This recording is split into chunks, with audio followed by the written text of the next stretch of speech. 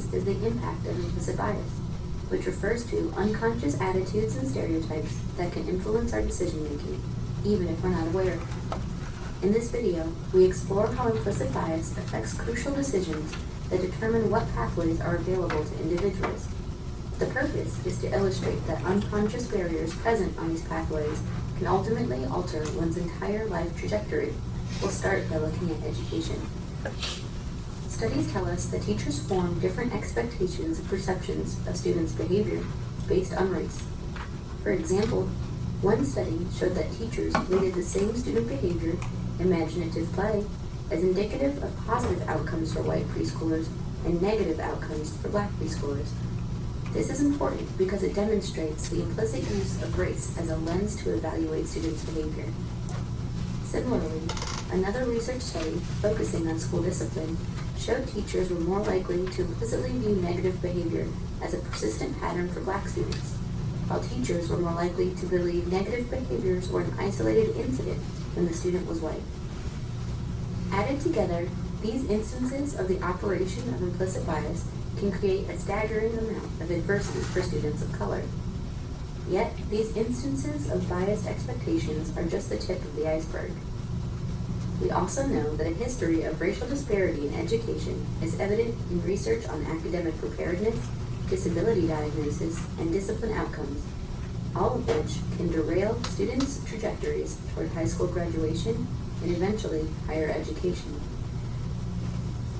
Like other multi-stage processes, gaining access to higher education has many decision points during which implicit bias may influence outcomes.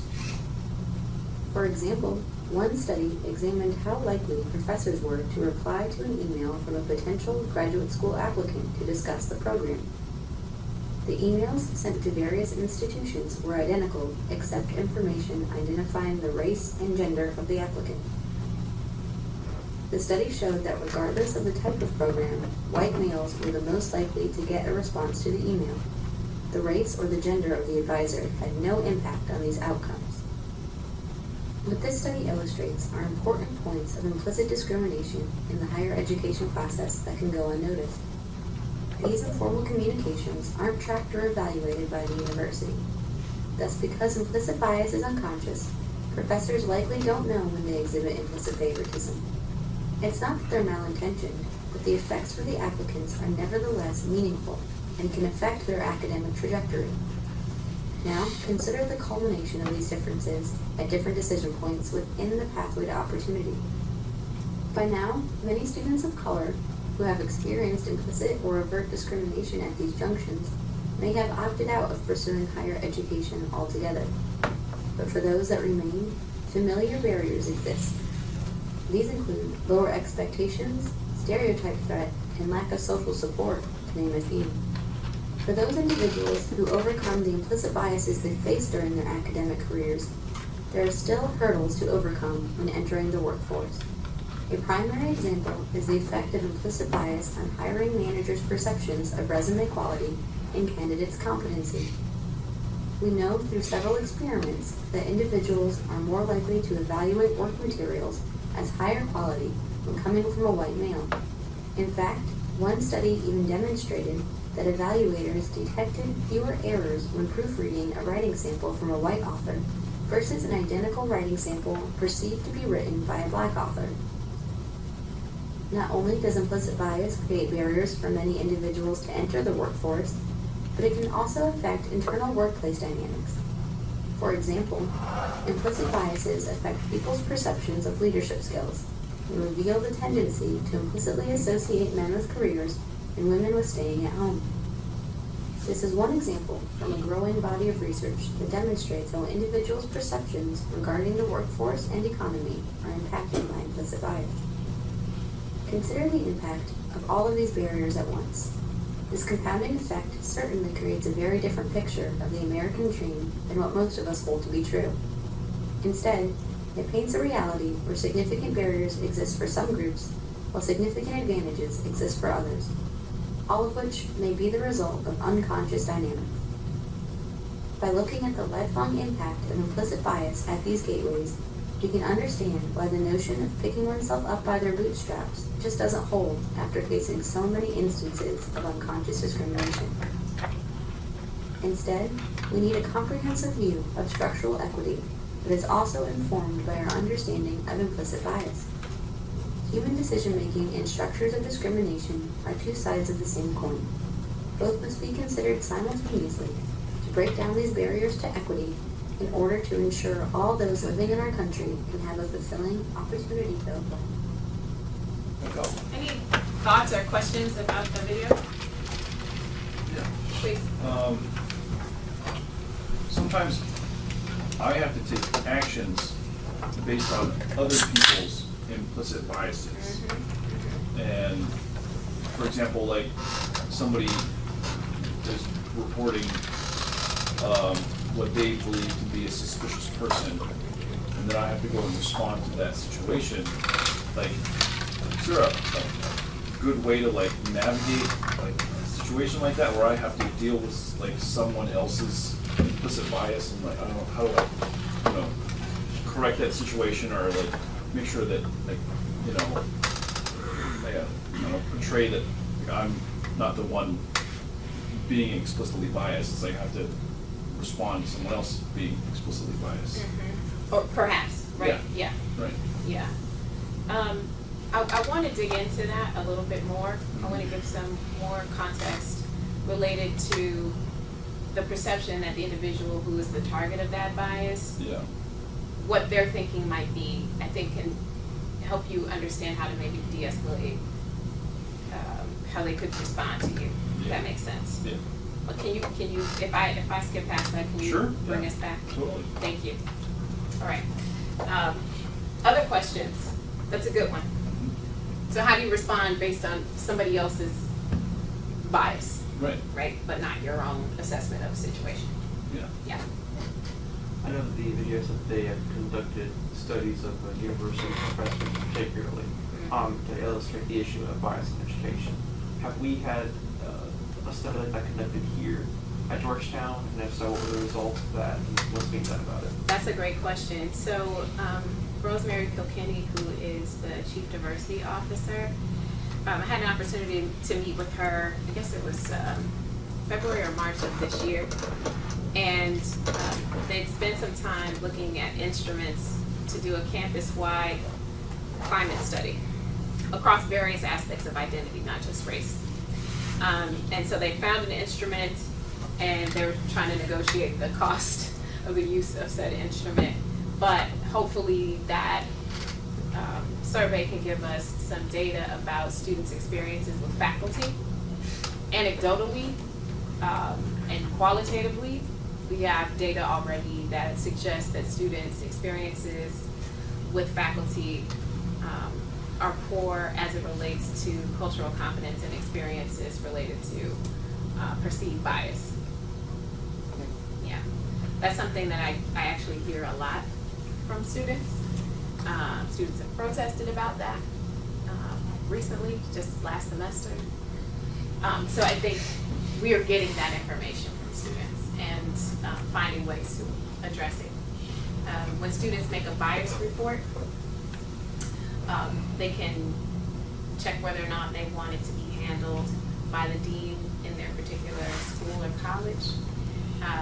And so the IDEA office, which is Rosemary's office, they will send someone to meet with the student to talk about what their experiences were and then how they want to handle it. Yeah. Have you found, or is there any research even broaching the subject of, how the implicit bias of the students contributes positively, negatively, or however to the interaction? In other words, if they have biases about their professors, the dean, or whomever, is there any kind of research on the table that discusses that? Because it's not a one-sided situation. Sure, it's bidirectional, right? The experience is bidirectional. So there's lots of research about power dynamics. And so there's one researcher at Hopkins in particular who suggests that the person who possesses the power in any dynamic is the person who has the most power to shape the interaction. So it doesn't mean that the person who's not in a position of power can't influence the interaction at all. But whether or not the outcome is more positive than negative often rests with the person who possesses the power. For example, from faculty member to student, or from supervisor to supervisee, that if the person who possesses power has a more sophisticated understanding of bias and discrimination, has a more complex understanding of race and racial dynamics, the more likely the outcome is to be positive, that the interaction is to be positive.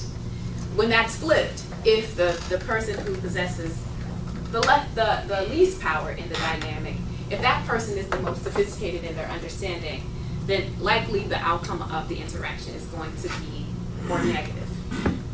Right? So those are some of the nuances of that interaction.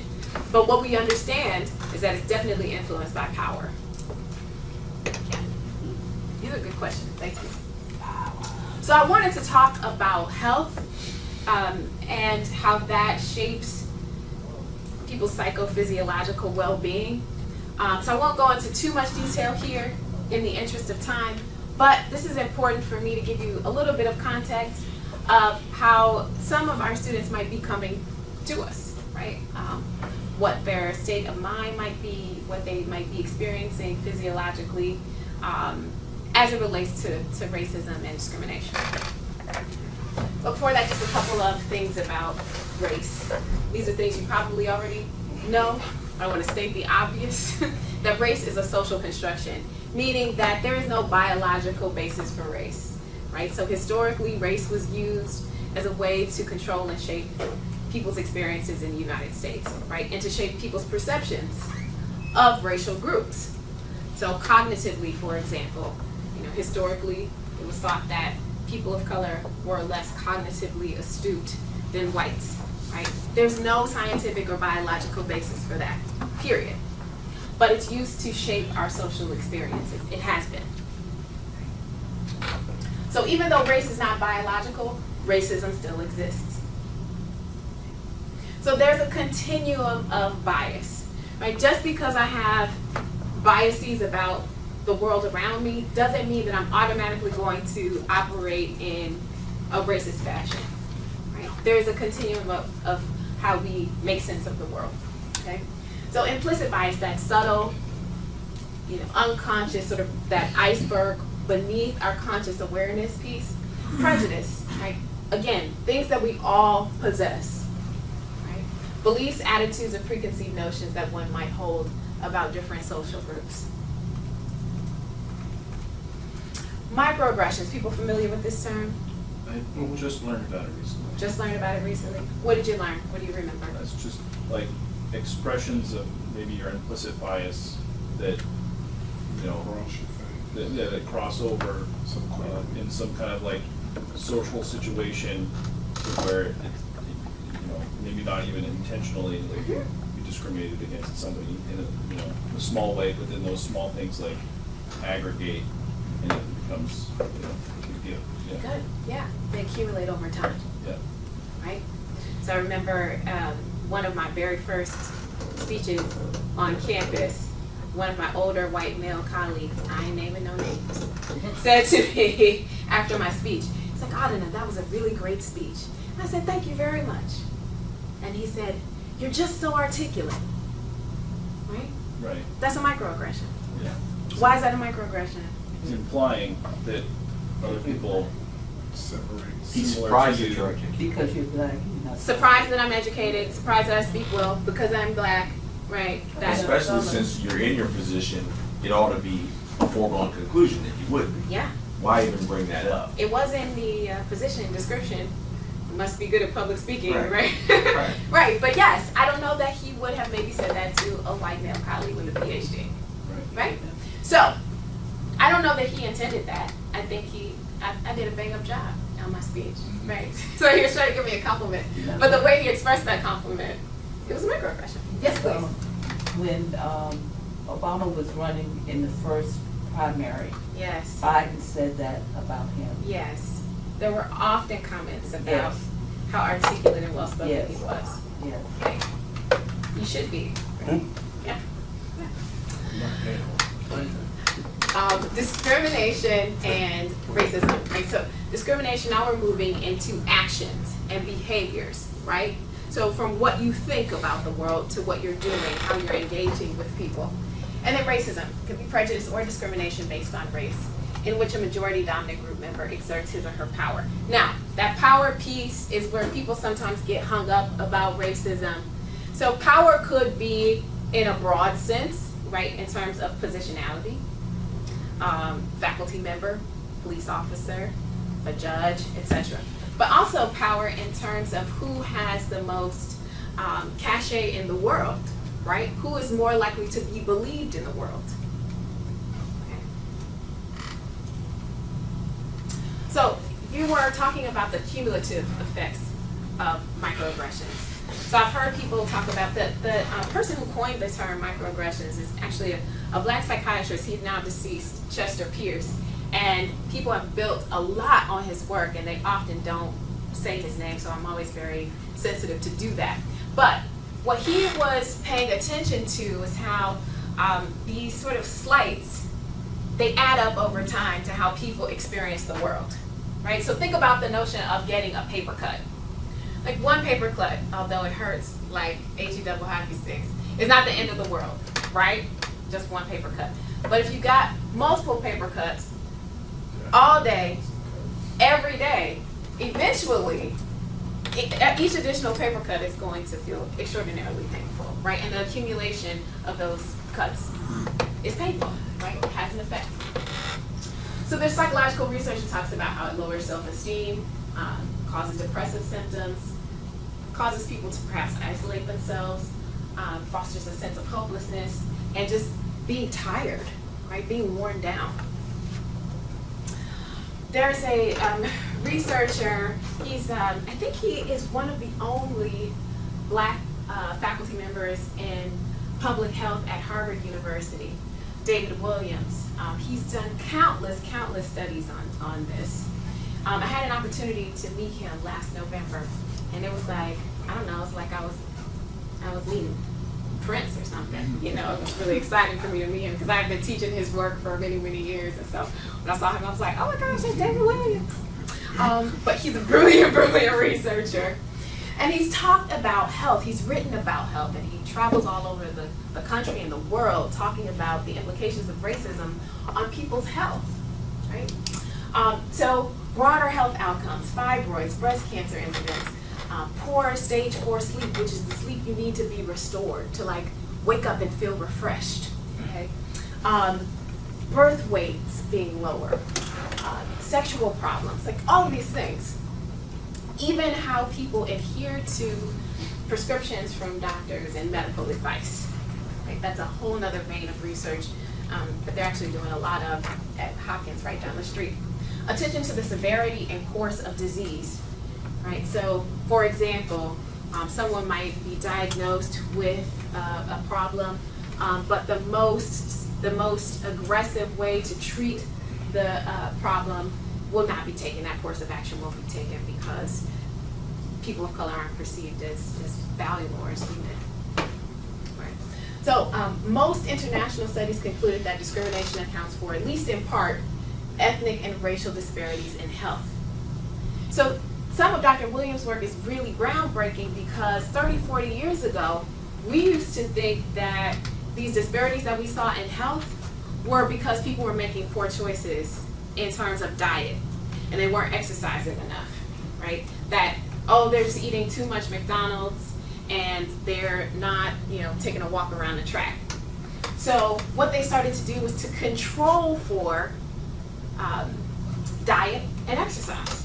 And they found that regardless, right? So let's say we look at middle class people of color who eat well and exercise, but they still were seeing these disparities in health. So some of it was how medical professionals were treating these individuals, right? And some of it was the stress that they were experiencing because of race.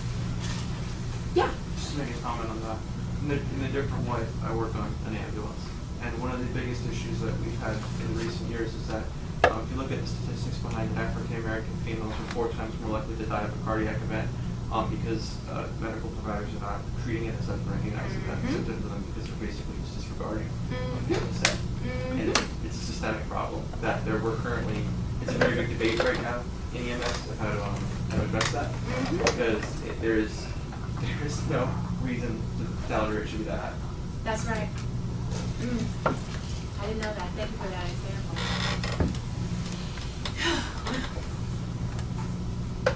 So other research, and I'm not going to go into great detail about this, but I want you to know this for context, right? That people's experiences are oftentimes dismissed. When they are reporting distress, people aren't taking them seriously. So an increase in stress, depression, the common cold, high blood pressure, cardiovascular disease, breast cancer, and mortality. So bringing that to a higher education context, you're like, all right, Johnson, get to the point. So when we look at a higher education environment, particularly those that are predominantly white, people of color become physically and emotionally exhausted in response to preparing against everyday racial microaggressions. And A.J. Franklin, who's a researcher at Rutgers University, coined this term racial battle fatigue, right? That people are feeling like they have to be prepared to do battle. So if you think back to that little illustrated video, people have been having experiences from preschool on up where they've been discriminated against or people hold stereotypes about them. And so you have to be able to guard yourself against that in the world. That takes a lot of psychic energy, okay? And so he talked about this term of fatigue that people are experiencing as they enter into the classroom, as they go into residence halls, with their roommates and peers, socially, right? So this is a response to stress, okay? It can include, but it's not necessarily limited to this, right? Physiological stress, psychological stress, and behavioral responses. The video talked about stereotype threat, and then I have stereotype threat here on this slide. Are people familiar with that term? Anybody know what stereotype threat is? Okay, good. So stereotype threat is when people who belong to groups that have strong stereotypes attached to them, but they may feel a sense of distress around adhering to that stereotype, right? That I might, adhere to this stereotype.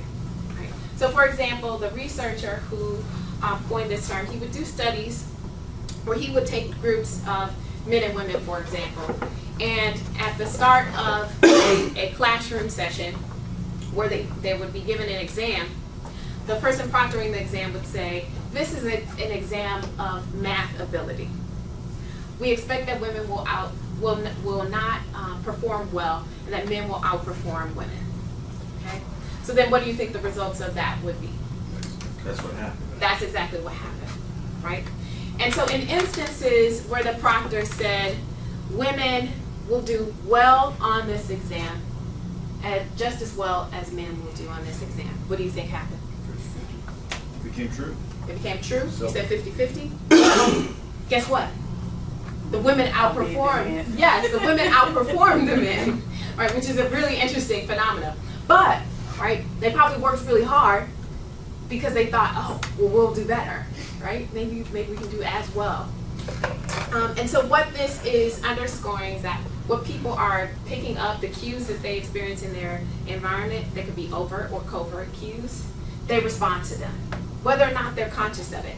Now, one of the tough things that researchers who study stereotype threat talk about is that it's hard to capture, so it's hard to address. But something that you can do is to state the explicit, like this will be a positive interaction. Right? So for years after I studied stereotype threat more intentionally, I started my classes at the beginning of the year. I would say everyone has an A and everyone can do well in this class. Every time they had an exam, I would write up on the board, or I would put a PowerPoint slide up that said, you will perform well in this exam. And it was funny because grades started getting better and better. Everybody was like, Johnson, how come your students are doing so well in your class? Your classes must be easy. I'm like, they're not. I tell my students that they'll do well, and then they do well because I want them to do well, and I expect them to do well. Right? So how does that shape the interaction? Can I ask Please. a question? about the research, it's just Sure. curious. Yeah. So, my personal experience, I was raised by grandparents, so, from a segregated society. So I was always given, you have to be twice as good, and I was born in the early 60s. You always have to be twice as good. It was kind of thrown out there. You're going to face the stumbling blocks. So they just flat out told me, and my peers, same thing. This is what you have to do. So it was we kind of went into it, I guess, conditioned to perform.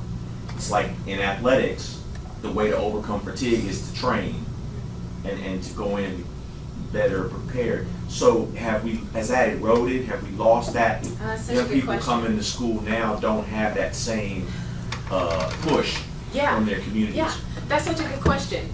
So I have a couple of colleagues who do some of that sort of research, and one of the things that they've talked about is the impact of the quote-unquote post-racial era.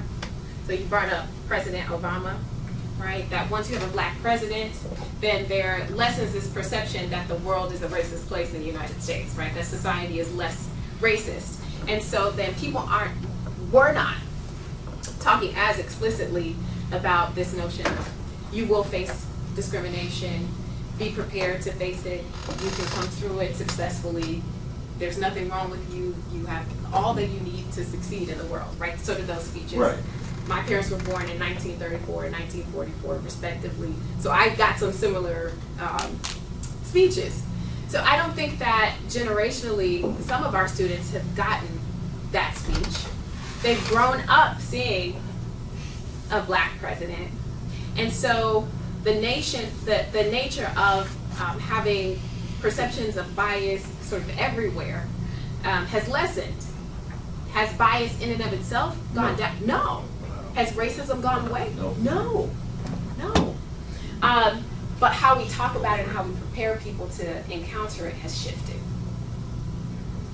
So good question. So yeah, the lifetime accumulation piece, unhelped over time. So that's how we're starting to think about some of these physiological disparities. I promise you I'm getting to even more of a point. Y'all feel like you see where I'm going?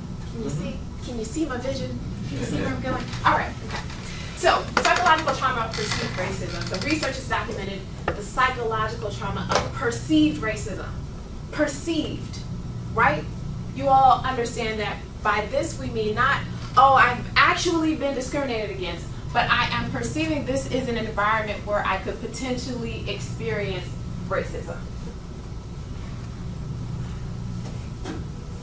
Because this is a reality in a lot of spaces in society. Okay? So even going back to that speech, right? You have to be twice as good and work twice as hard. That's about perception of racism. The existence that is ubiquitous. It's everywhere. Right. Yep. Okay. So this can involve strangers. People we've never encountered before.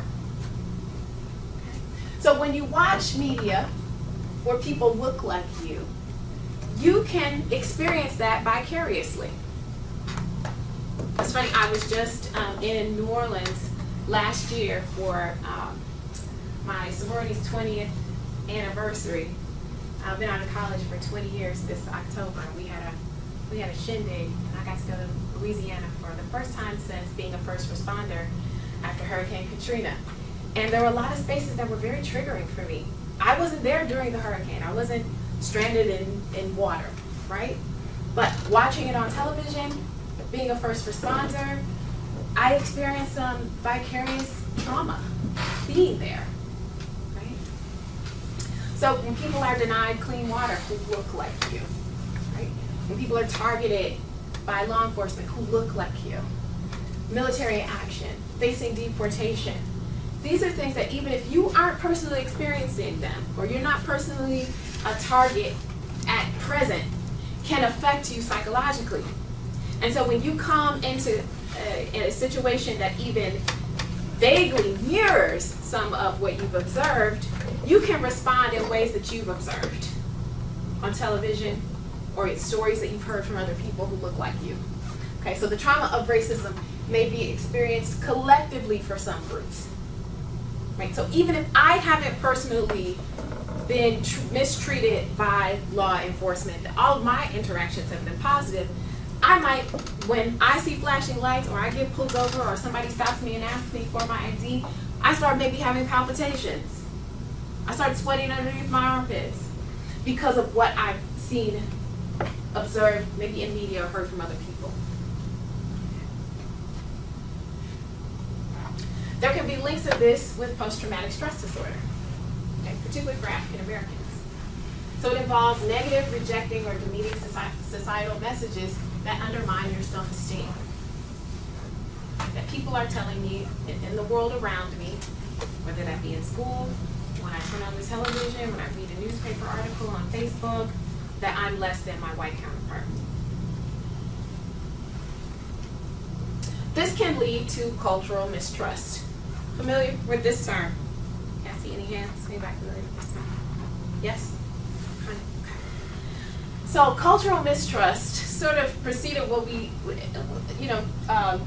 these researchers, Terrell and Terrell, they were contemporaries with Chester Pierce, who coined that term, microaggressions.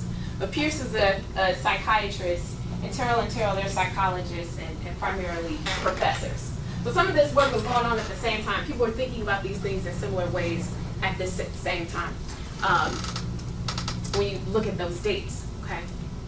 So cultural mistrust is an adaptive attitudinal stance in which a person of color is suspicious or guarded against whites. Okay? And the take-home point here is that this is a legitimate method of coping with racism and discrimination.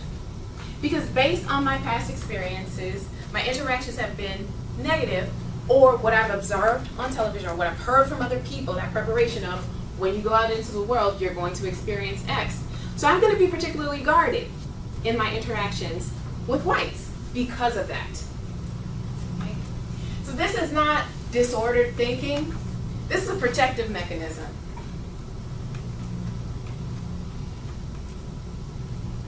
So thoughts. I'm going to pause here for a moment and take a little bit more questions from you before I have you engage in an activity.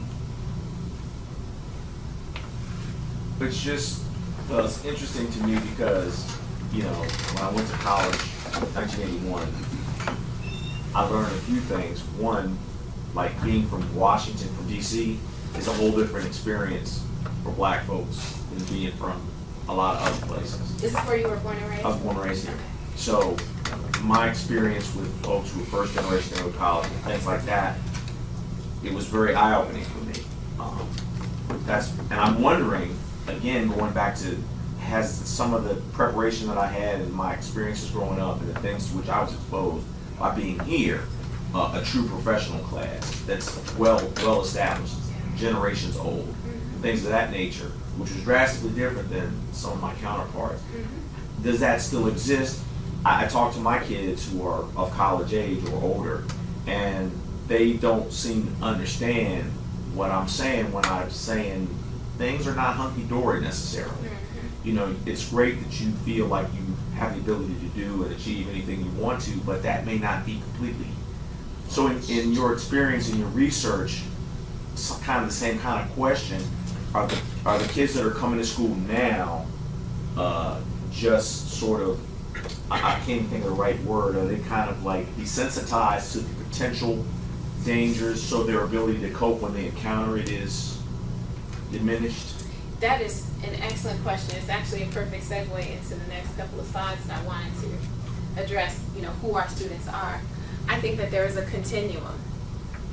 And I think that sometimes when students are, particularly those who are coming from wealthier or middle class backgrounds, students of color who are coming from wealthier middle class backgrounds, a lot of them have gone to school with the same group of children and lived in the same neighborhood for a long period of time, right? And so even though they might be in the numerical minority in terms of being students of color, these are folks who know them, right? They've gone to, let's say they've gone to boarding school and they've been with the same insulated group of folks. Doesn't mean they haven't experienced microaggressions or discrimination, but their conscious awareness of it might be very, very different because of how insulated they are and because of how similar they might be in other ways to their peers. So I have this term intersectionality up there in terms of how various aspects of one's identity can shift your perception. Right? So if we're talking about a wealthy African American student, for example, their perception of their race may not be as central to them because they've been insulated by possessing wealth. Right? But there's a continuum there. That's not the case, I think, for every wealthy student of color. So our students have a range of experiences and backgrounds in terms of race and ethnicity, their socioeconomic status or social class, gender, sexual orientation, their parents' occupation. Right? Some of our students are legacy. Their parents attended Georgetown, students of color. Some of them even grandparents attended Georgetown. Right? But we also have students who are on the other end of that spectrum, who are first-generation college students, who come from low-income backgrounds, and everything in between. Right? So many have experienced being stereotyped, racially profiled, and or they've been the targets of microaggressions. Something that I spent a lot of time doing over my last year here, or last couple of months here, is sitting down with students and hearing about their experiences on campus. So you asked about a climate study of experiences with faculty. What I heard over and over again is somewhat summarized here. There's more, but this is a part of it. That students want the campus community to know that not every student of color is on a scholarship. Right? Not every student of color sees their race or ethnicity as central to their identity. Not every tall black male student is an athlete. A gathering, social event, or party of students of color is not automatically problematic. That being a student athlete of color doesn't mean that academics are unimportant.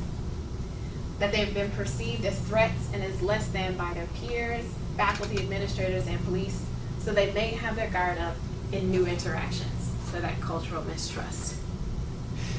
This is not an exhaustive list, but these are some of the things that students have told me that have floated to the top quite a lot.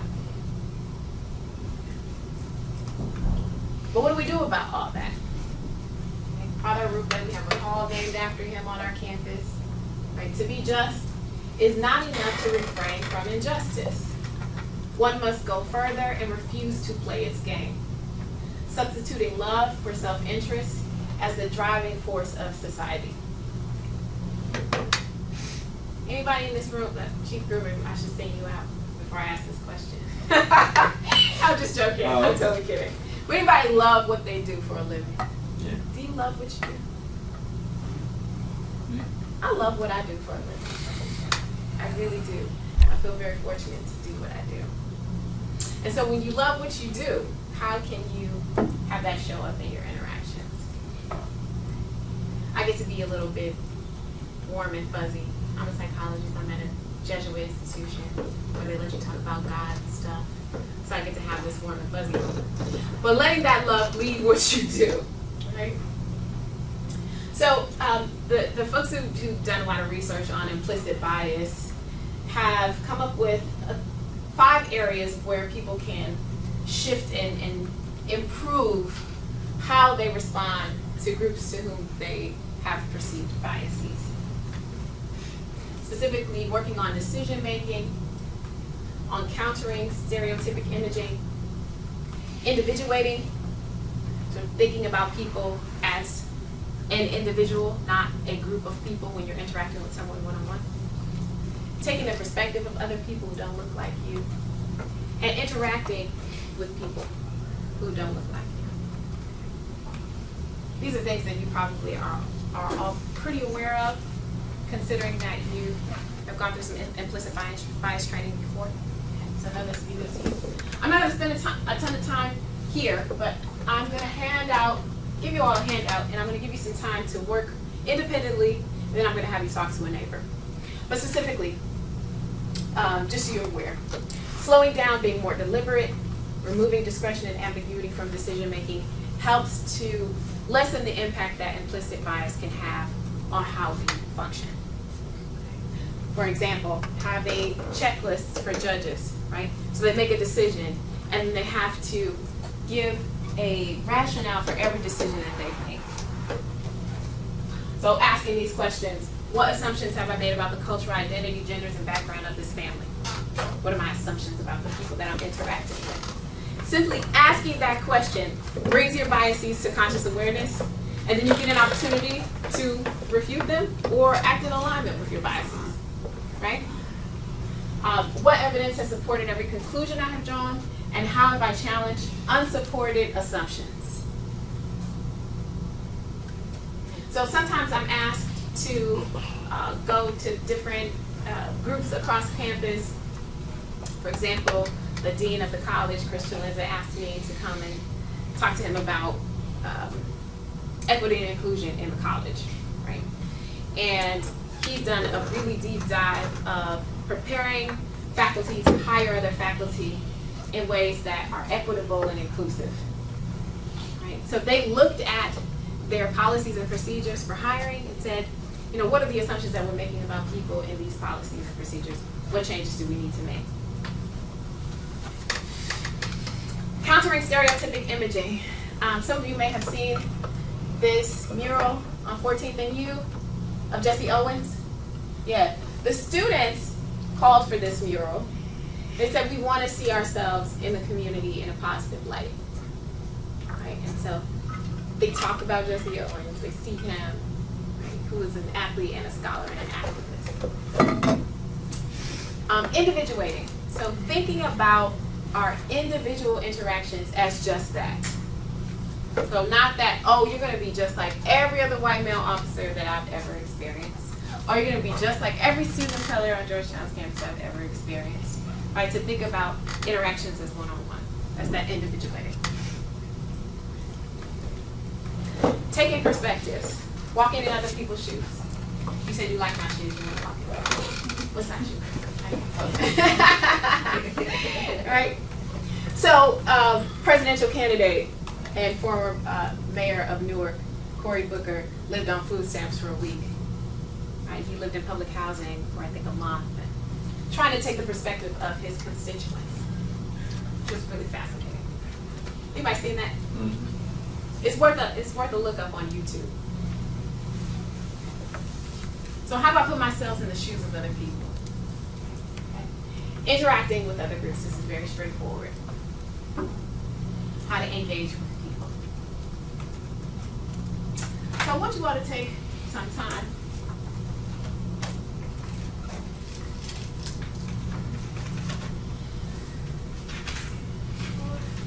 to think about this for yourselves.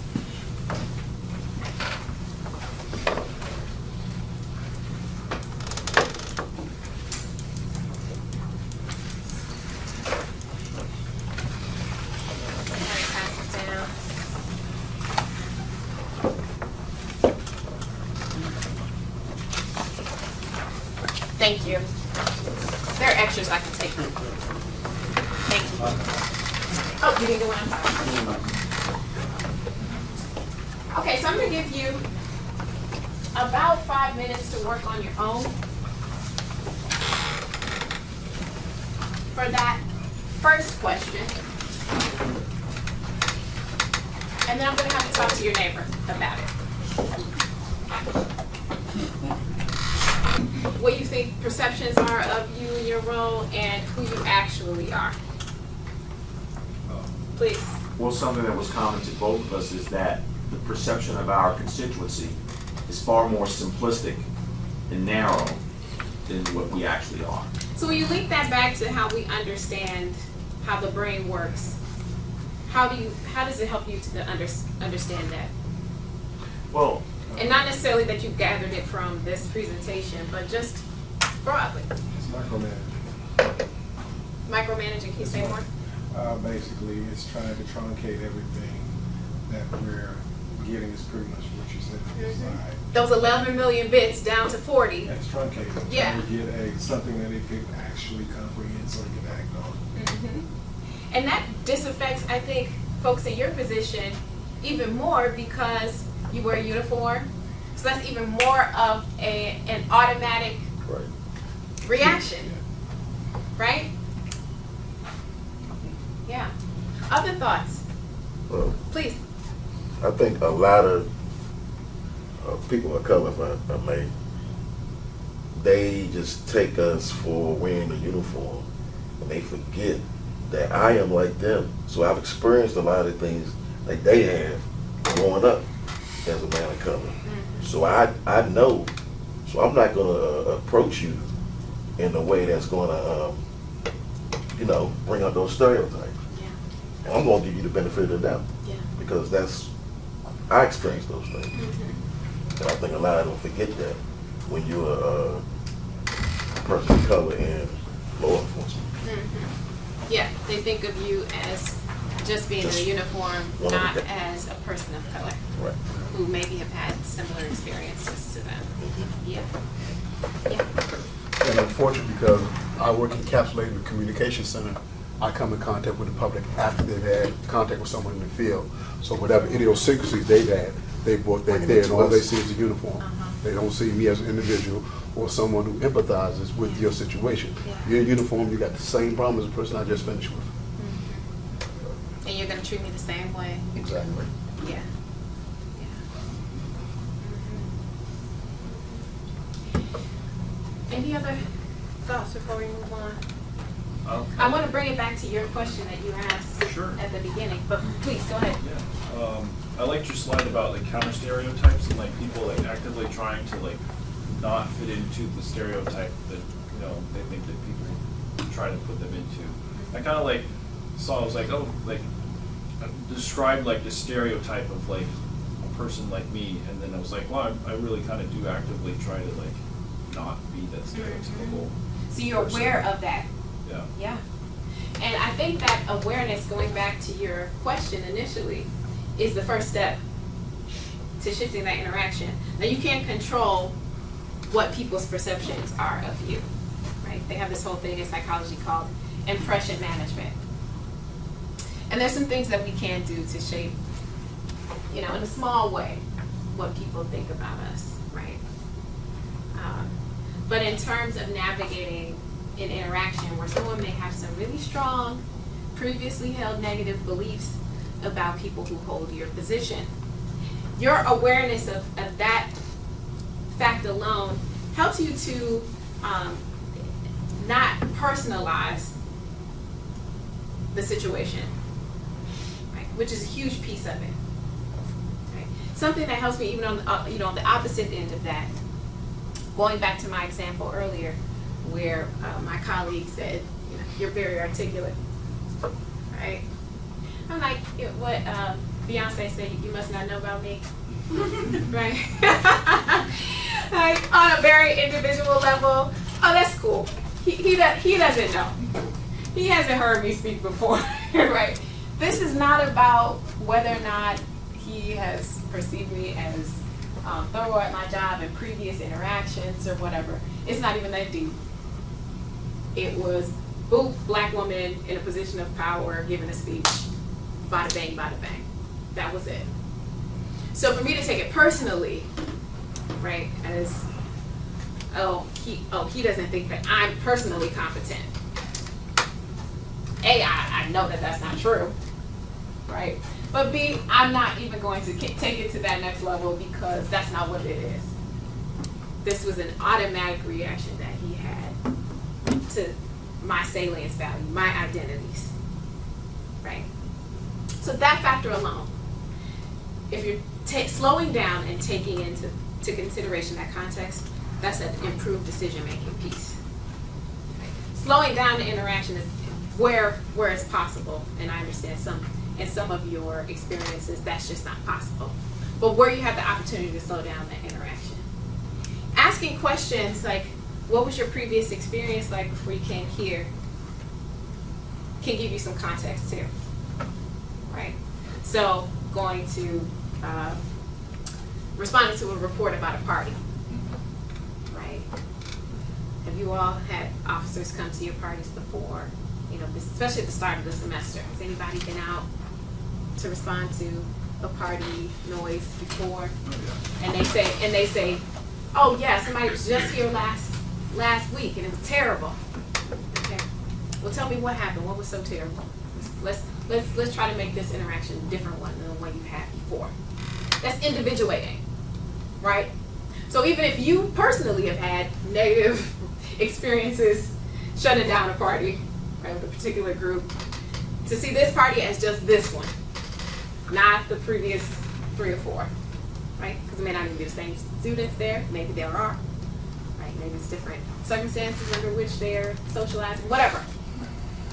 But to be consciously aware of slowing down your decision-making process and individuating, thinking of this as one circumstance, and putting yourself in their shoes. So if you can keep all of this, a lot to keep in mind, right? That's a lot that you're juggling. But remembering that piece about power too, right? So those of us who possess the power in an interaction, we carry a lot of that weight, right? You all carry a lot of authority. So to be able to do that. Other thoughts about that first question of perception versus reality? Yeah. So, one thing to be, I think, sensitive to and aware of is, because of that 40 bits of information that we often are deduced to, and that automatic, quick, literally talking to someone for 90 seconds, we're quickly making some assumptions about them, taking in only those 40 bits of information. That's just how our brains work, right? And the action for us, in a position of power, is to be conscious of that and try to take in more information consciously. Like, I need to take in more information. How can I take in more information?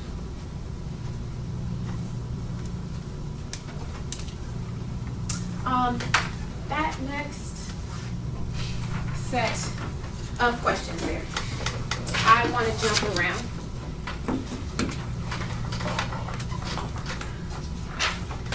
To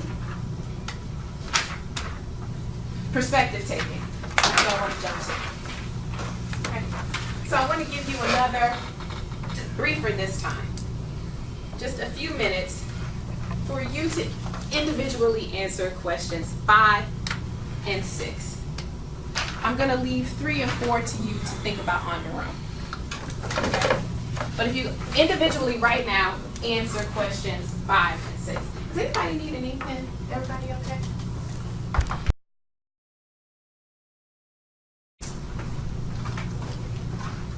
Question number 5.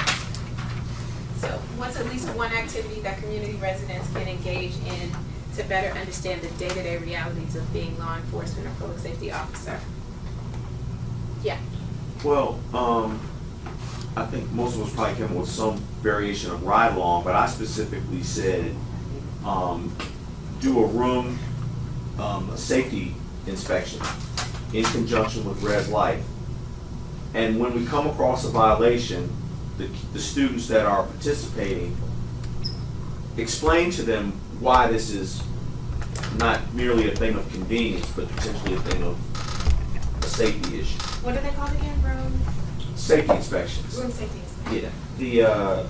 The RAs tend to do them like right before Christmas, or after everyone's moved out for Christmas break. They go through, kind of see if there's high plates and stuff like that. But also, we can expand it because, like, in our world, people push fire doors because it's the shortest way to their next class. There are alarm doors, signs, emergency exit, do not use, and what do you find? You find them propped open.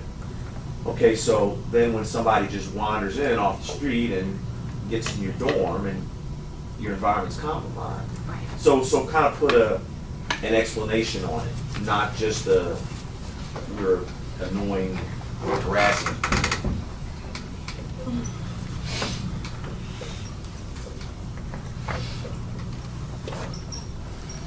Okay. Right alongs? Right along? I was thinking more in terms of like a pop-up shop, like doing simulations to let them see what we really do. Like we could have like different areas where they come and we might tell them about what it is that they're about to do, and then we let them experience it as a simulation instead of it not being real. The role play kind of thing. Right. Yeah, that's cool. Something about this, both of these in terms of the perspective taking, right, does a couple of things. I think helps to, this in particular, this idea that you have about a pop-up shop, helps to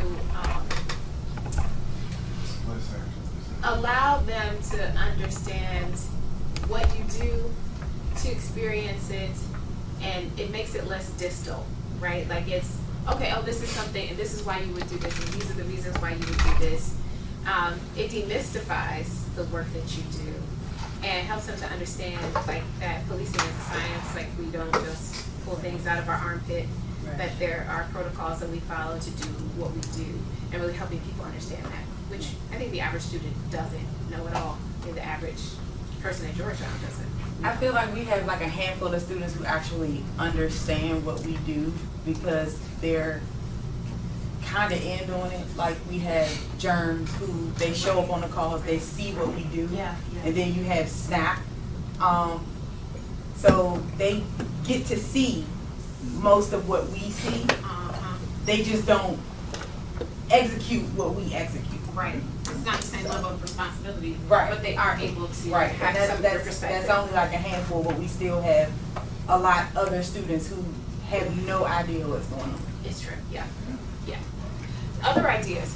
Jorgensen was saying like, well, we could have like a class, like a lot of people don't really understand the Fourth Amendment and how it like a police officer uses that Fourth Amendment in a, you know, an individual situation, and how like, you know, like a consensual contact in a you know, a Terry stop and a probable cause stop, and like the requirements for those things, and like a class where you could explain like, these are the steps that a police officer goes through, you know, in their contact with you.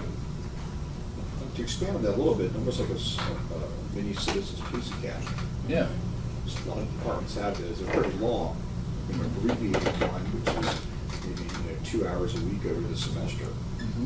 Or it would be cool if we could do something like that and they could like credit for it. Like maybe a class or something. We'll and- feed them and give them T-shirts. Well, that's good. That's everybody else. These students always want to eat.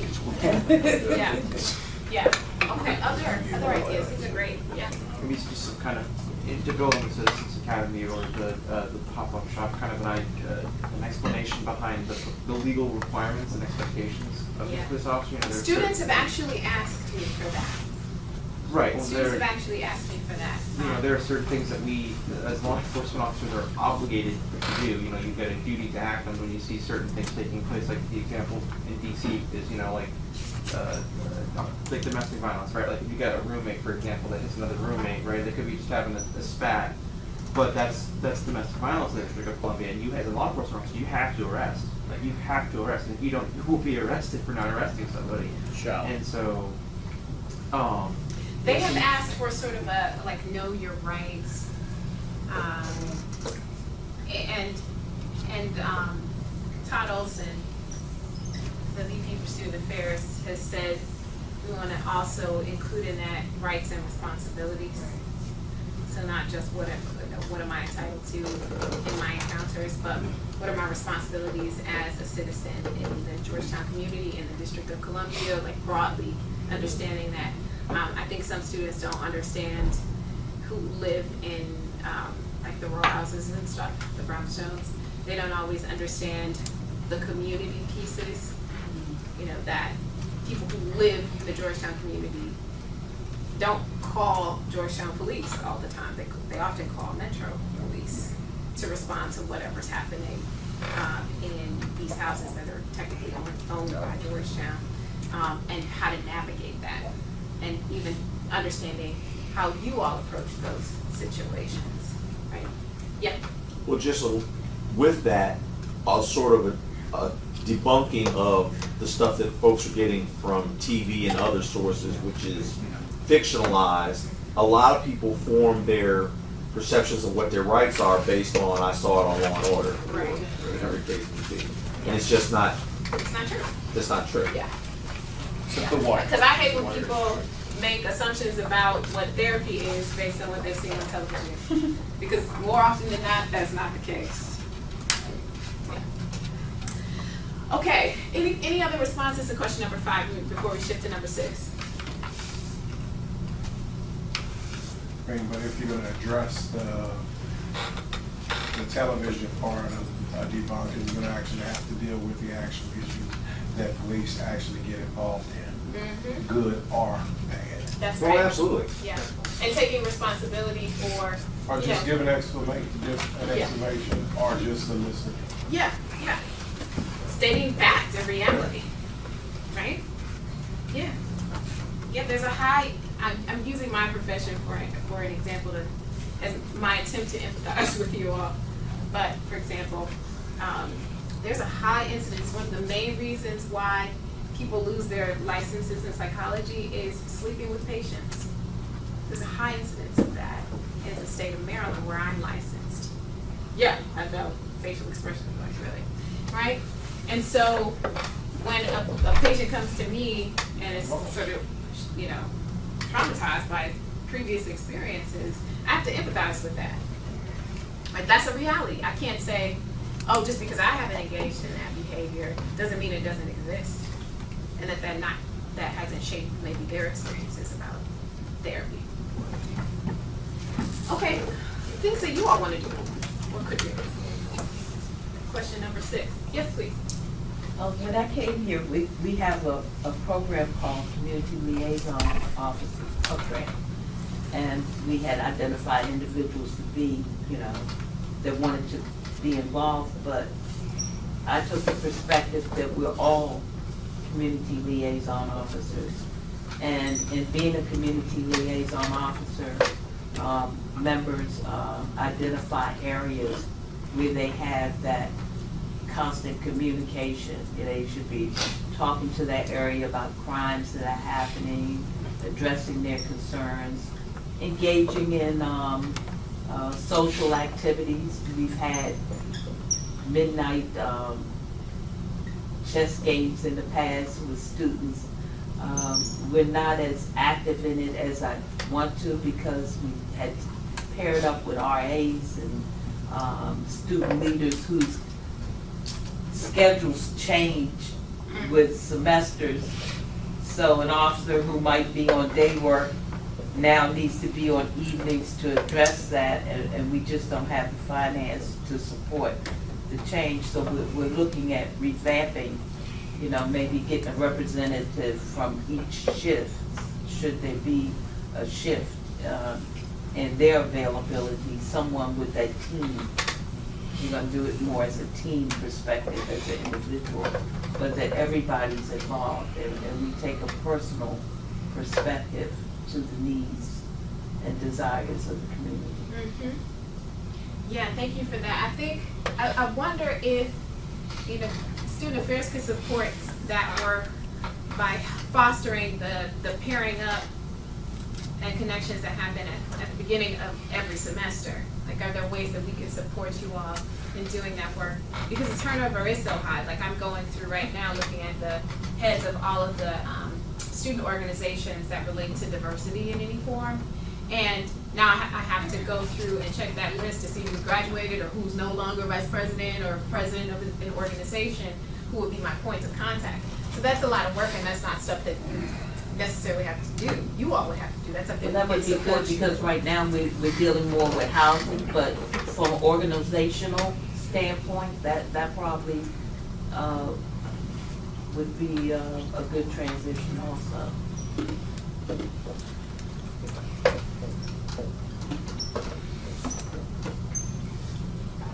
Along the same lines, we kind of putting our thing together. I was saying attending like subgroup meetings, whatever the subgroup may be it not necessarily a floor meeting, but more. I was thinking more along the lines of like if it's an LGBTQ meeting or a whatever group, a group meeting. Yeah, But then- activity-based group meetings. Activity-based group meeting, but then Capitol brought in the concept of perhaps not attending it in uniform. Perhaps attending it so that it's more of a roundtable discussion and taking the uniform off and being in plain clothes kind of at least breaks down one visual barrier. Yes. Yeah, I think just a general interest in their experiences on our campus. Chief Gruber and I were just talking about that while you all were working on questions 5 and 6, that there are things that I want students to bring to me, but because I'm new to the campus, some of them don't even know that my position exists in student affairs. They haven't met me yet. And for those who have met me, maybe they don't have enough trust. They haven't built up enough cachet and relationship with them, and so they don't feel as comfortable telling me what their experiences are. But I've noticed that there's been an increase in whether or not people feel comfortable coming to me because I just go and visit with them.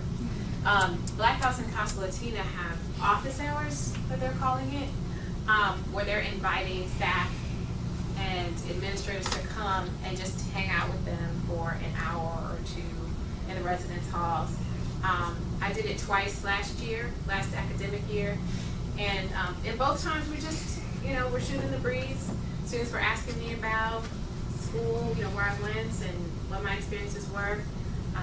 We were sharing our interest in music and fashion and Instagram and just talking. And I felt like the relationship was deepened by that experience for sure. I've asked Chief Gruber if he was willing to go to office hours, and he, immediately said, yeah, he's up for that. I think they're up for other staff in GPD to come as well. What time are those at?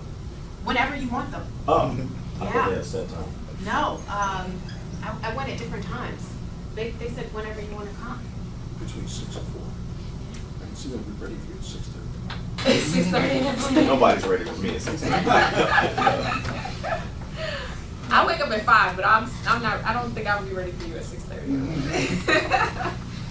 I'm ready for you at 6:30. That's because you're ready to go home. He's looking for me at 6:30. Right, like hello. Yeah, when you go home.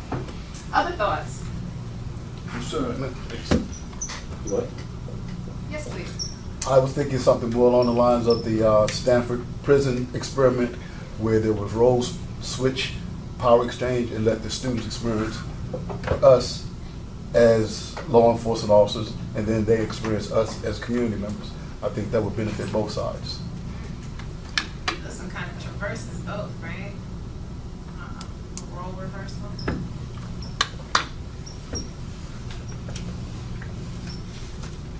Now we've created some homework for ourselves. I'm gonna take a picture of this, and the camera's tilted toward it now, to share and leave with you all. But I do want to express a desire to be a partner in helping you with some of this work. I know some of it lies with decision-making and power within GPD, but wherever student affairs can support this work, wherever I can be of help in connecting you all with students, engaging groups of students. I've gotten an opportunity to lay eyes on you. Some of you I've seen multiple times. We've discussed Star Trek, so we're very close and tight. I'm a Trekkie. If you come to my office, you'll see. I got a new figure. I got a Worf. Okay. He's dope. He's got his weapons and everything. Anyway, but I just want to invite us to be in partnership together to work on some of these things wherever it makes sense for you all. Especially what the captain was talking about in the community liaison piece. I'm hearing from students that there's more of a desire to do that, that they want that community police, that approach, especially students of color. So, a bit about why this is important. Thank you for indulging me and working earnestly in pairs. That's not always the case, so I very much appreciate that. So most racialized harm impacting communities of colors come from implicit bias, not explicit, right? So it's easily dismissed, unfortunately. And our current tools and interventions are primarily focused on overt and explicit forms of bias. So as you're engaging and thinking through these ideas, thinking about how to be very intentional and focused, where bias might seep in and how you can address that is a big part of ensuring its effectiveness, right?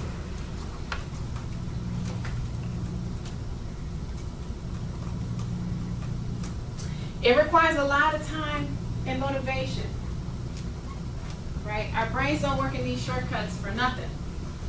And so to actively work against that you have to always be doing it. I really wish there was a pill you could take and you'd be done. What's that? Silica. Yeah, silica, yeah, a little placebo. I wish there were a pill you could take. I wish my trainings were one and done. I would be a very rich woman. I would have on a whole nother type of shoe. Okay.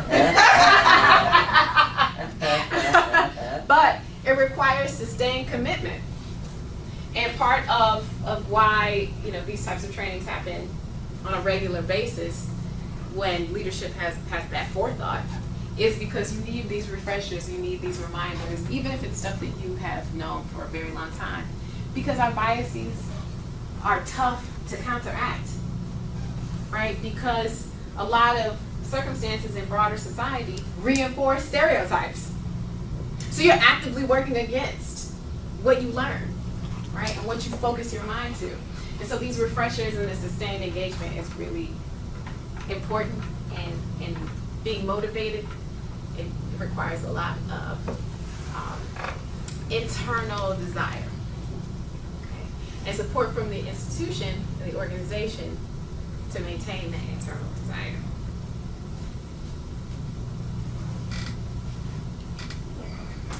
So we already did these things, these exercises. Now I left you with a couple that I didn't ask you to fill out. I did that very intentionally because I think some of these things are very personal, and thinking about how you do your job and factors outside of work that influence what you do. Like I have a 5-year-old son, and thank goodness this morning he was cooperative with me. Yesterday morning he was not cooperative. And so my head was a little bit more scrambled eggs than usual, right?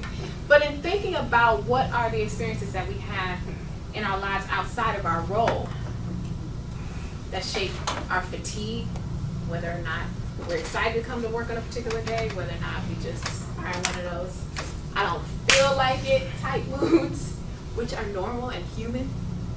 But how can we be very intentional about lightening our loads, supporting one another, getting support outside of work to do what you do. So I left those questions 3 and 4 for you to work on your own, or to think about on your own. So I want to leave time for questions,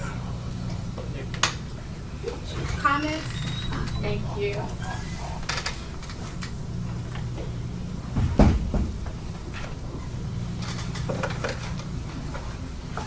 I'm the only thing standing between you and lunch. I hold all the power, right? No, any questions before we go? Just, Please. you were in Baltimore before. I was going to say, are you from this area or? I'm originally from Milwaukee, Wisconsin. Yeah, that's So how are where I you was adjusting raised. to humidity? Been there, done that. But I lived in Baltimore for 11 years before coming to. I live in Tacoma Park, Maryland now. How am I adjusting? Traffic was a big adjustment initially, because when I lived in Baltimore, I was about 7 minutes from campus, from Loyola University, and so here I'm about 35 minutes from campus. So that's a little bit different, but I'm loving it. Having the experience of being at a Jesuit institution before coming to Georgetown was helpful, and lots of similarities in terms of the makeup of the institution. I think almost the exact numbers in terms of percentages of students of color versus white students, and the faculty here is a little bit more diverse than the faculty at Loyola, but very similar in terms of numbers. In terms of mentalities, very different. Very different. I think there's a lot more support for this work here than I've experienced in other places.